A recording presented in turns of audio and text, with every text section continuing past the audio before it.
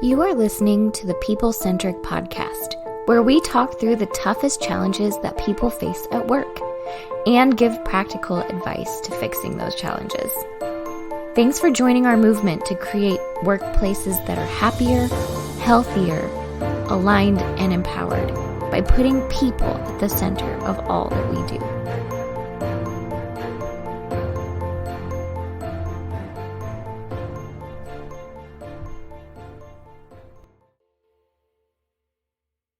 Hey, people-centric leaders. Okay, we've got a very interesting topic here for you today. One of the things that we have noticed working with lots of different clients in lots of different spaces is that there are a lot of people who are watching what's going on in the news today, and they're watching what's going on in politics, and they're watching what's going on in the economics. Is there a recession coming? Are politics getting bad? Are there fights in Congress? Are we never going to move forward? And there's protests and people taking over stuff, and the business outlook doesn't look good in the economic. And what we're starting to see is that people are struggling a little bit here in a lot of different space. Some people are feeling not maybe outright depressed. You know, depression is a very serious condition, and it's generally feeling sad. It's hard to get out of bed, those types of things. But they're not quite feeling that way, but they are feeling just kind of bleh. Like, I can't get past something. And there's actually a clinical name for this, and it's this idea of languishing. Now, as we get into this topic, languishing, of just feeling kind of blah, I'm going to tell you something from our team right here. As we talked about this topic, this is kind of, I don't want to say a controversial topic for our team, but you're going to hear some different perspectives on this.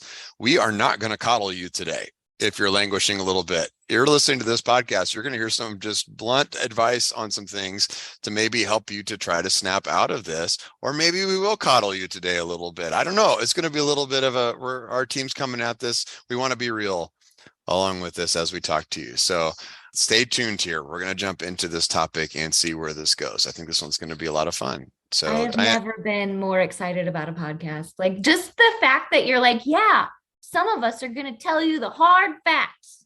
I'm in. Here's what it is. Get off your butt, right, Diana? Just make this happen.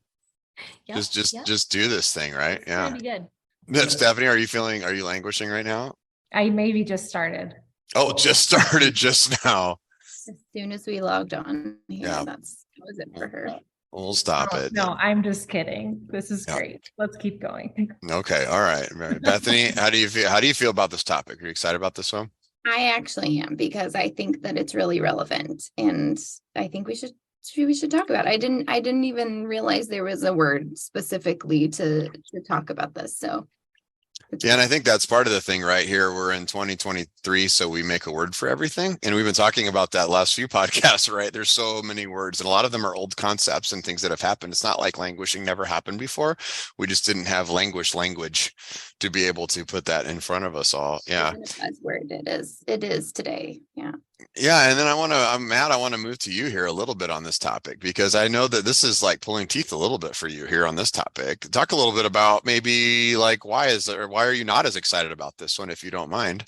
Well, Don, thank you for throwing that to me. Why I'm not as excited about it. It seems like we get, I don't know. I think like what you just said, I'm trying to choose my words, because it seems like what you just said there about there's a buzzword for everything. I guarantee you I could make up one and convince everybody it's real tomorrow, and we're going to do a podcast about it. Right. I don't want it. There's a buzzword for everything. And there was a word for this before earlier. And I think it was like from that emoji movie. Remember the meh emoji? That's the word that you're looking for. Who doesn't get meh sometimes? Like, oh, we can call it languishing or whatever you want to call it, but we all kind of dive into that. And you know what? If you're frustrated about where you are, not happy about where you are, then do something different.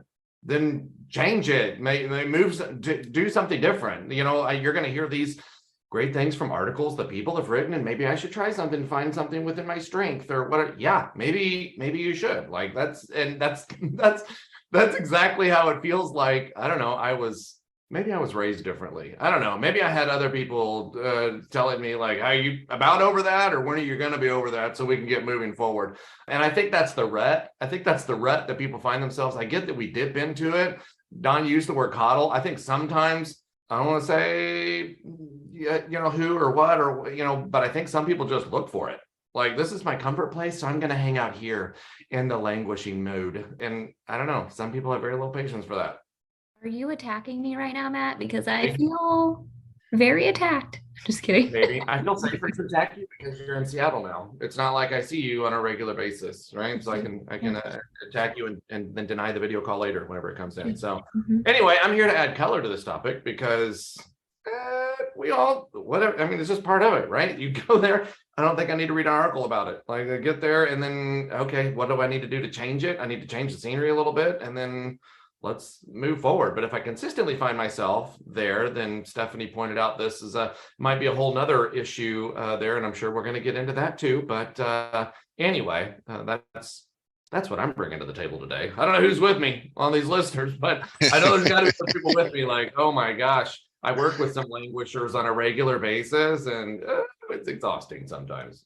Yeah, here's you're going to go back to the Bob Newhart philosophy, right? And the Bob Newhart video that he does if you Google it, it's pretty funny, where he plays a psychiatrist and the people come in and they explain their problem to him. And he just looks at them and just, well, okay, well, just stop it. Just stop it. Knock yourself out of it, right? Yeah. Do you enjoy it doing that? No, I hate it. But then why do you do that? Then why you should stop doing that then? It sounds weird, right? It's a pretty funny skit there with Bob Newhart. But anyway, yeah. And I think there's a lot of space. There's a lot of space in the middle of the old idea of saying, like, okay, just suck it up and rub some dirt on it and move past it. And a lot of mental health issues. Mental health is getting more and more attention. And I think that's a good thing, right? We're shining lights on that. And I think we've all talked about that. And I think we're all in favor of that part of that. But on the flip side of that, I think sometimes when you talk about something a lot in terms of different topics, then sometimes people fall back into that thing. Well, maybe I have that. Maybe I'm struggling with that, right? Maybe that's how it labels me, and maybe that's who I am. Maybe that's okay for me. Bethany called me out earlier before we started hit record, and no, I didn't. Maybe I was attacked. I don't know. But Bethany, we just did one of those. I can't remember, working genius personality things, and I came back as a motivator, cheerleader, encourager kind of a thing. And if you've been in an event before and you've heard me speak or whatever, a lot of people put me in that box. I pride myself on lots of energy, encouraging, motivating you to do better. And I still think it fits, even with my quote unquote, maybe pessimistic view on the idea of languishing, because I love to help people achieve whatever's best in them. I love to help mentor people. And then I will actively work to try to promote you to do what it is that you want to do. Where I fall off of that is if you keep running into excuses of why you can't. Like, that gets exhausting. Like, either do it or don't do it. If you want to do it, I will help you. And I will be your biggest encourager. But if you continue to fall back, maybe work on some stuff and then let me know. I don't know.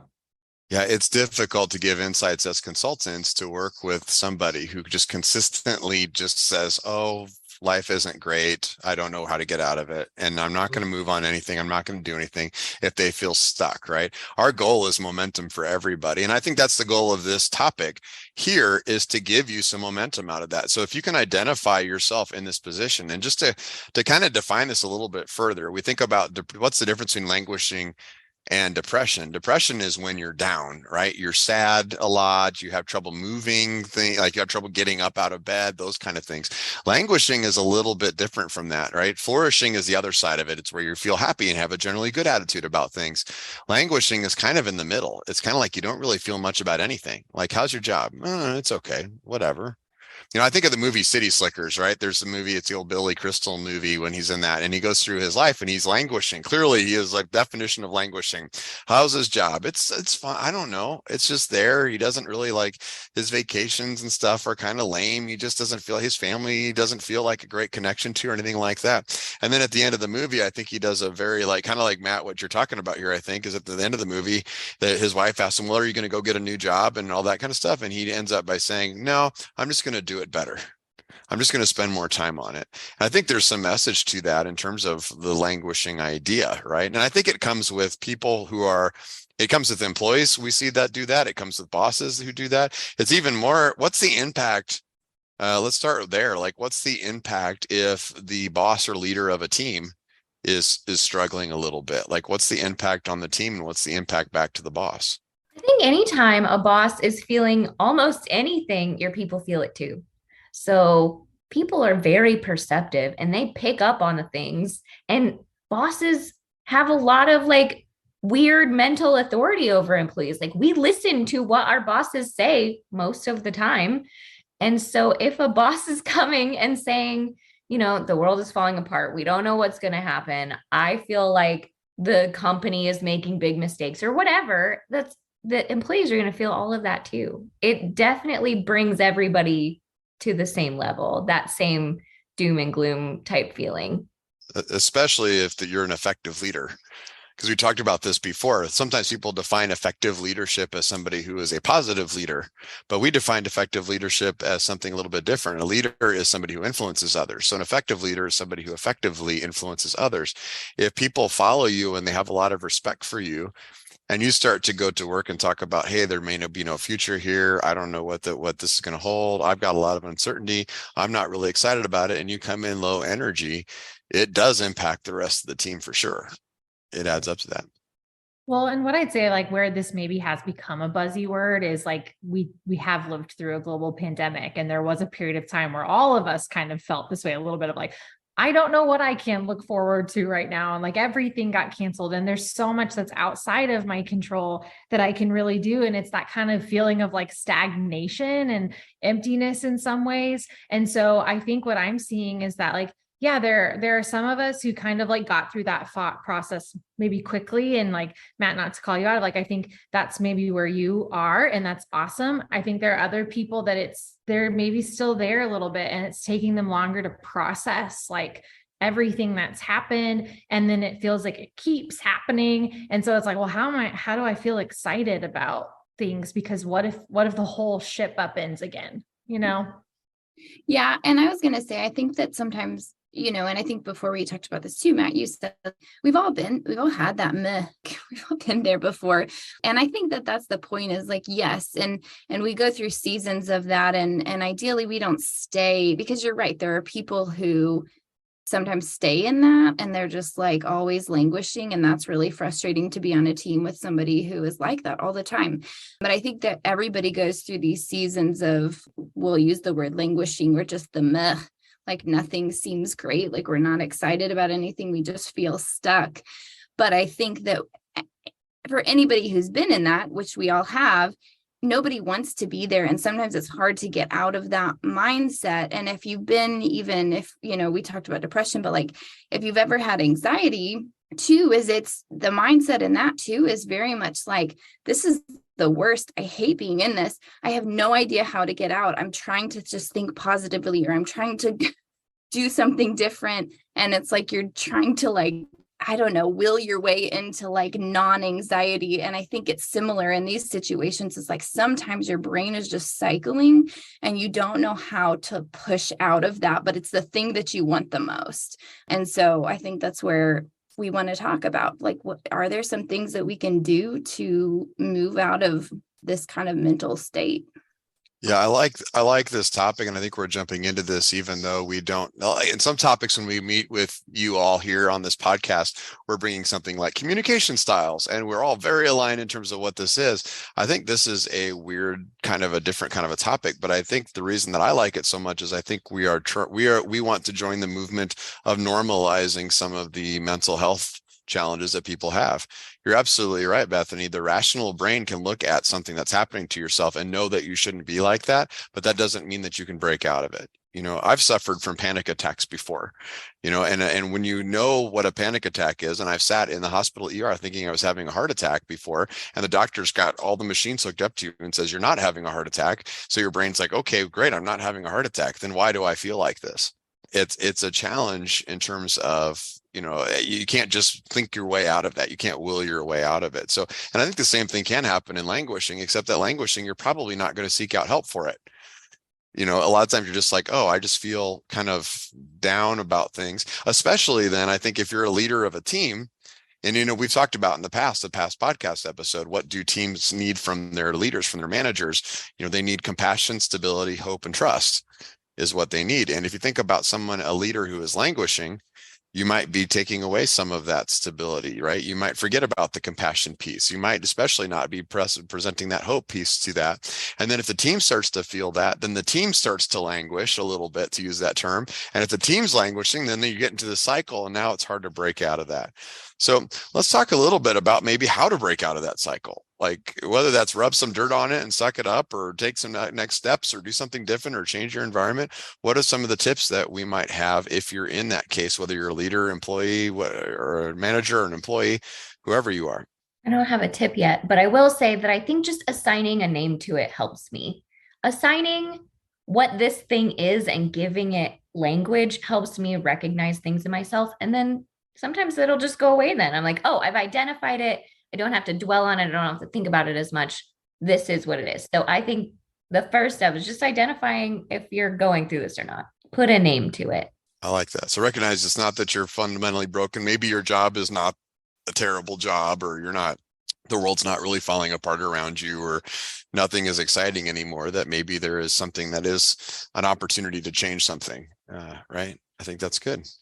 What else can we do? I would say like also focus on setting like small, realistic goals for yourself.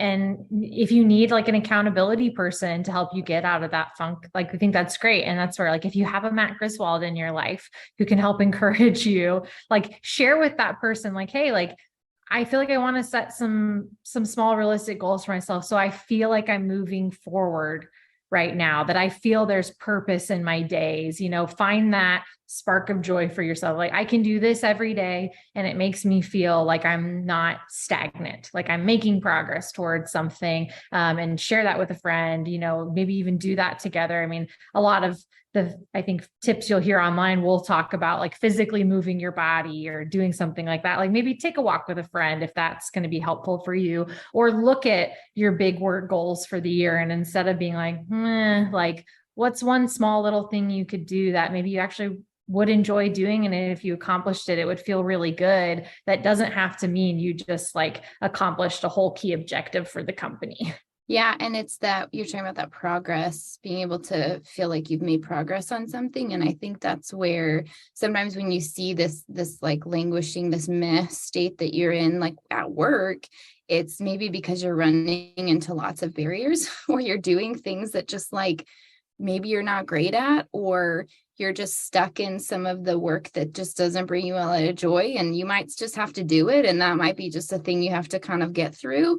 But if there's a way to kind of reevaluate and say, like, where am I spending my time right now at work? And am I doing a bunch of stuff that's not necessary? Can we make a change with that somehow? Is like, maybe it needs to like be a conversation that you bring back to your team or your manager and talk about, like, honestly, when I look at my day, here's where I'm spending a bulk of my time, and I feel like it's sucking the life out of me. And can you have a conversation about it and say, like, am I doing this wrong? Can we do this a different way?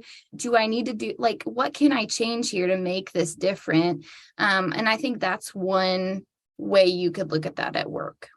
Yeah, and I don't think you have to do that to try to improve efficiency. I think sometimes we make the mistake of that, of saying, like you said, like work on the things that you don't work on, the things you don't have to work on, like focus on different areas. But sometimes you may want to work on something that maybe isn't as important. I know, like going into this year and everything, as I was looking at the year, it was like, holy cow, we've got a bunch of trips coming up. We've got a bunch of new clients. We've got a bunch of stuff coming up. And I have a whole bunch of tasks working on things. So the last couple of days, I have taken a step back and said, like, I need to reorganize. I got to set the field. And it's not the most important things that I needed to do. It's not the most urgent things I needed to do, but it helped me to just be able to see it. It's like my gut was telling me I needed to do those things. So like I set up a calendar for the entire year. I put like, which events are we going to, so I could lay that out. So that was in front of me. I looked at some of the travel and the trips that were coming up so that I could see that. None of that stuff was like, boy, that stuff had to be done right now. It was more of giving me some space to be able to use my own strengths and my creativity and kind of fall back to a place that made me feel better about my situation. Sometimes you just pause. I think it's really important too, as we talk about this term, to go back to it, is that if you have ever felt meh, I hope you're not hearing this and saying, wow, I have a serious mental health condition. If you've ever felt meh, my guess is just because you're human, right? Because I think we've all felt like that before.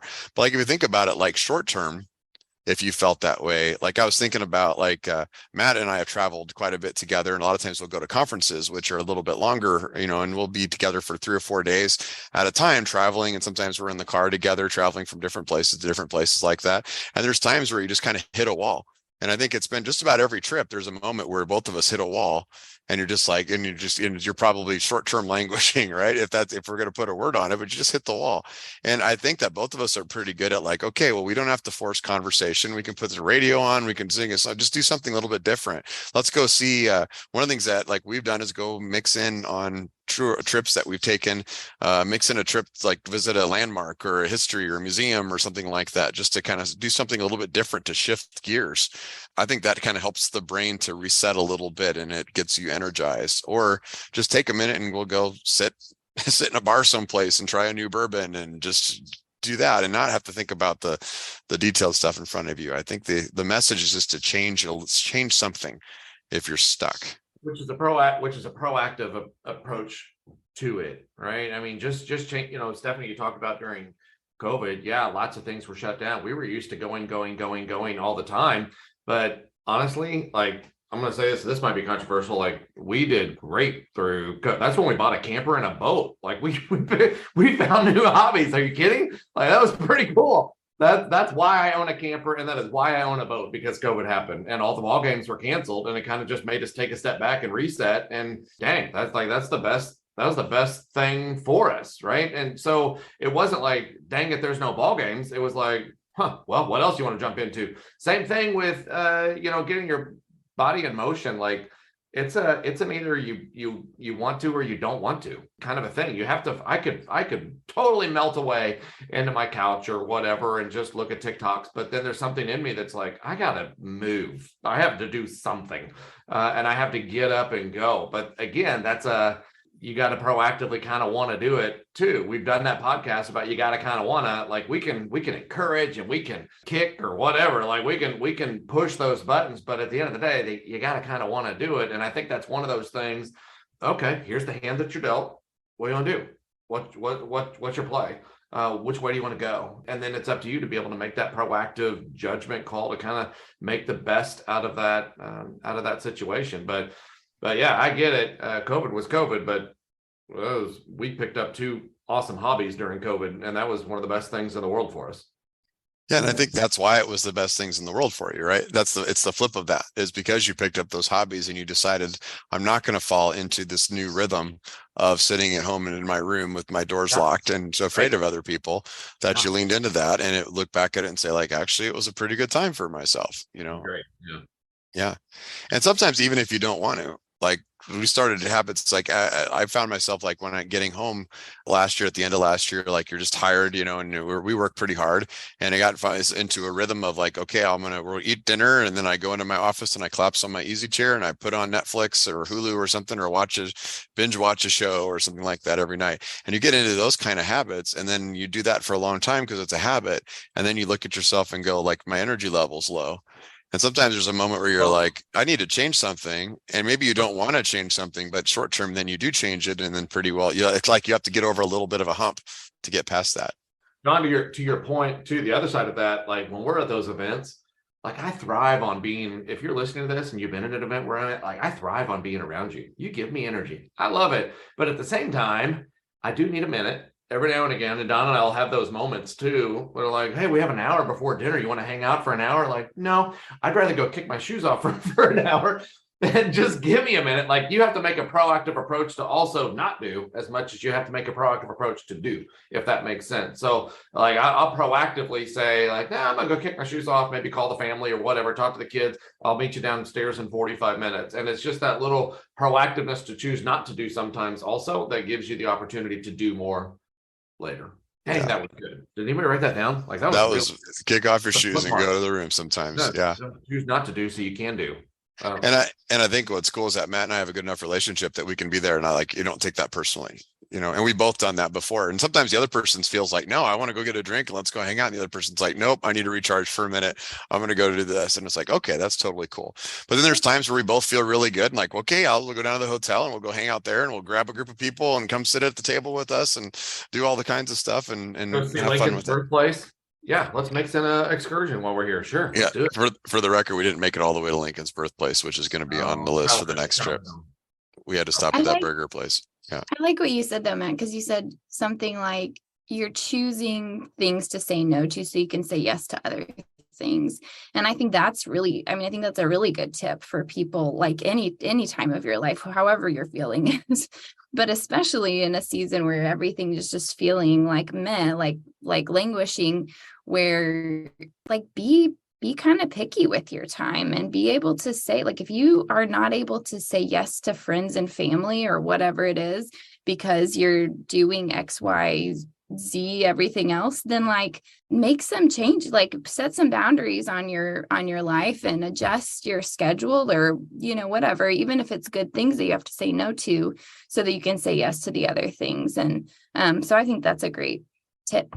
Yeah, I'll add to that of like rest in a way that is actually restful. I think like the trap that a lot of people fall into, and because there's like so much content in the world and everyone tells me every day a different show I should be watching or a different podcast I should be doing or something I should try. It's easy to sometimes like find yourself like doing too much or trying too much, or someone will recommend to you, oh, you should do this, and realizing sometimes we're doing a lot of things that kind of should be restful, but maybe to us aren't. So like learn, like do some introspection or learn about yourself, or start even just keeping track of like, what does bring me a lot of energy and joy. And man, I love doing that. But if I do that too much, kind to Matt's point, and I'm super extroverted too. I love being around people, but if I do it too much, then I hit a point where I'm like, I need an hour of silence alone to rest and recharge.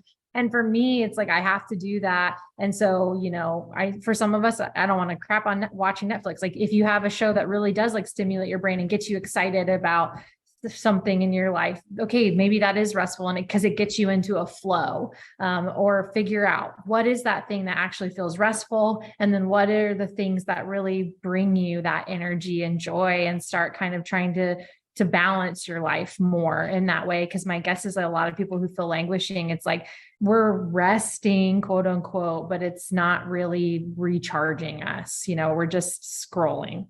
We have a time management PowerPoint that we've done for a lot of years. I haven't actually done that one for a while, but in that there's some sort of a quadrant there, Don. You don't know what I'm talking about. And one of those things talks about also basically eliminating mind-numbing activity to be more effective with your management. But I push back on that and say, I think there's a time and a place for a mind-numbing activity, just to kind of hang out and do nothing. I can't stay there, but I think it's important to be able to have that mind-numbing do nothing activity too. I would say this, and I don't know if this is the tough love part, but if you are still listening to this and you're going, yeah, but you don't understand my circumstances of my job, my boss is just really blah, blah, blah, or you don't understand this about my job, this thing about my job is just blah, blah, blah, then don't do it anymore. You voluntarily choose to work there. Go find something that brings you joy then. If you can't get past it, I know that they talked about having conversations or raising things to light. Fine. It is not your job to change that organization though.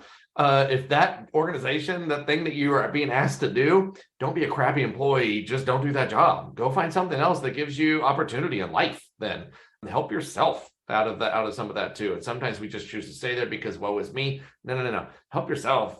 Don't choose to do that thing anymore. Be proactive with that too.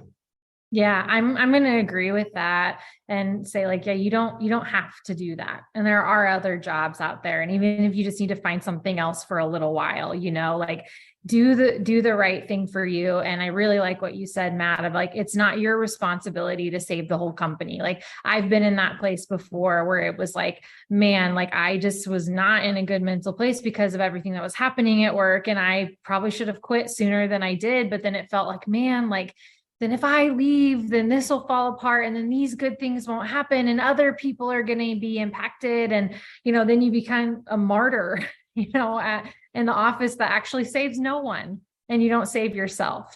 So I think if you're feeling that way of like, yeah, it's tough love, but it also is love is the key word in that of like, take care of yourself.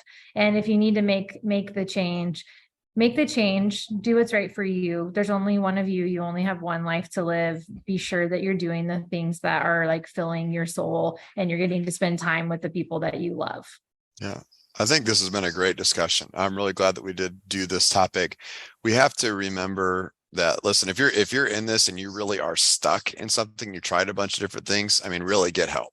Like that's the thing that most people need to get some kind of help, mental health help during their lifetime. And it used to be not that long ago that people didn't talk about that, but I'll bet everybody here has had some kind of help from the outside there in terms of those things. And I think it's really, really valuable to get that. But you're at the same time, not everything requires that extra help. Sometimes it's just change something. It's maybe you're too focused on, maybe you're out of balance. Maybe you're too focused on work. Maybe you do need to get a camper or a boat or something like that. The two best days of buying the boat are what? The day that you buy it, the day that you sell it later. Isn't that what I've heard? That's not true. That's not true. Actually, I'm finding that to be not true. Any day that I can get it out is the best day. Oh, there you go. It's been more than one occasion I've taken a call with at least one of the team members, with a few of you from the boat itself. That's not a bad day. That's not a bad day. That's not a bad day. And it makes me smile whenever you do that, because your kids are usually with you. They're always out there having fun. And it's really cool to be able to enjoy that stuff. Yeah. I think when we get out of balance or we just need to change something, I think that's our mental way of kind of the low energy is a way of it's an alarm for ourselves. So learn to listen to that alarm for yourself. And especially if you are influential on your team, meaning you have a position of authority or just a lot of people listen to you, or you're just a senior member of that team, be really aware of what impact that can have on the people around you at the same time. It's okay to have a bad day. I'm not telling you can't have a bad day or a bad moment even for those types of things. But if it's hitting you over a longer period of time, change something. And it doesn't have to be huge. It doesn't have to be go get a totally new job. Maybe it does, just like Matt said. If it's constantly the job is the problem, then go get something different. There's never been a better time to do that than there is today. But really, it might just be meet a friend for work after work, somebody for work. And if you don't have friends, if you've gotten yourself so stuck into your kids' lives and you've lost the friendships and stuff, find some people that you would like to be friends and invite them out for after work and go hang out. Read a book if you haven't read a book for a while. If you always read books, watch TV or go for a walk or just get some exercise or eat a little bit better or get some more sleep. Just change the things that you can do, and you might be surprised at how you feel. And then you might be surprised at how you lead others. So that's our topic for today. I hope this is beneficial for you. Please let us know if this is something that really has struck you as a topic. We love to hear from you. Please reach out to us. Or if you have ideas for other topics, please reach out. But we hope that you, as a people-centric leaders out there, are flourishing and enjoying your life, enjoying your job, enjoying each other, because that's what empowerment alignment is all about. So thanks for joining us on this people-centric podcast. Thank you for listening to the People Centered Podcast. We are so grateful for you joining us every week. If you like this content, please like and subscribe. Also, feel free to share on your social media with everyone that you know. It really does help us. If you would like to contact us, I have put our information in the show notes. Please reach out anytime. We love hearing from you. We will be back next week with a new topic. Until then, be well and lead well.